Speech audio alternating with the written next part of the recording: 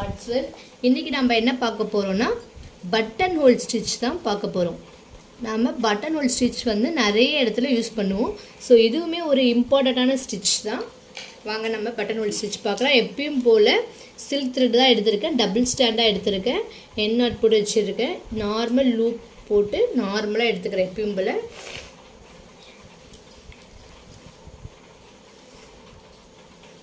நார்மலாக குத்தி எடுத்துட்டேன். வந்துருச்சா? இப்போ வந்து நான் ஆல்ரெடி பென்சிலில் 2 கோடு போட்டு வச்சுருக்கேன். இப்போ நம்ம என்ன பண்ண போகிறோன்னா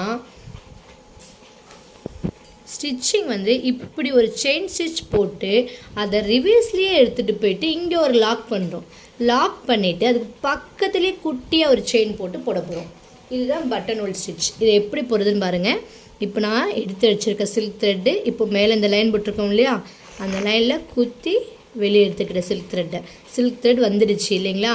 நான் இப்போ வந்து சில்க் த்ரெட்டை இதை லாக் பண்ணாமல் பாருங்கள், இப்படி பிடிச்சி இழுக்கிறேன், பேக் சைடு இழுக்கிறேன்.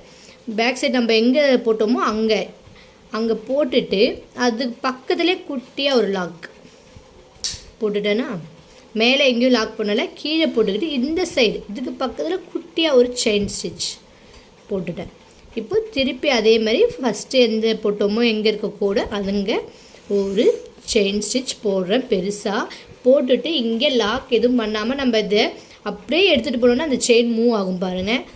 ஒன்றும் நீங்கள் பண்ண தேவையில்லை, எங்கே போட்டிங்களோ அங்கே நம்ம இந்த சில்க் த்ரெட்டை கொண்டுட்டு போனாலே அதே அந்த சைடு வந்துடும். வந்தோடனே கை கொஞ்சம் லைட்டாக கீழே பிடிச்சி இழுத்திங்கன்னா இங்கே நல்லா டைட் ஆகிடும். டைட் ஆனதுக்கப்புறம் நம்ம இங்கே ஒரு குட்டியாக ஒரு லாக் போட்டுக்க போகிறோம். லாக் போட்டுக்கிட்டு அதுக்கு பக்கத்தில் குட்டியாக செயின் போடுறோம் பாருங்கள். இன்கேஸ் இந்த ஸ்டிச் புரியாததுன்னா ஸ்டூடெண்ட் யாராவது இருந்தீங்கன்னா மேலே தெரிகிற என்னுடைய வாட்ஸ்அப் நம்பருக்கு கூப்பிடுங்க. கண்டிப்பாக உங்களுக்கு டவுட் இருந்துச்சுன்னா நான் திரும்பி சொல்லித்தரேன்.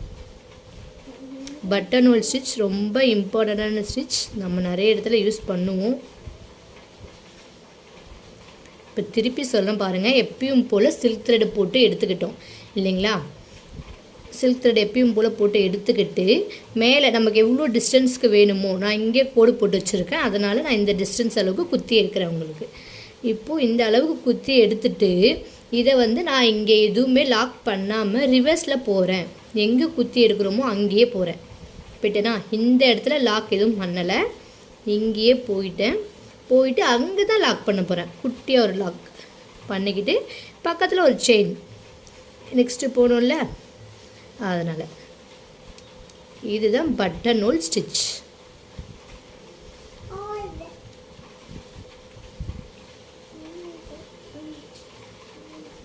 வீடியோ தெரியலை அப்படின்னா ஒரு 2 தடவை பாருங்கள்.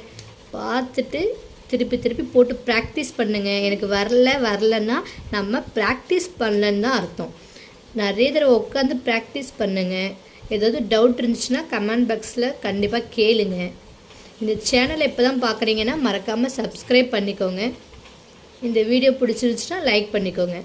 இப்போது நம்ம இங்கே கொண்டு வந்து லாஸ்ட்டாக எட்ஜில் எண்டு நாட் போட போகிறோம்.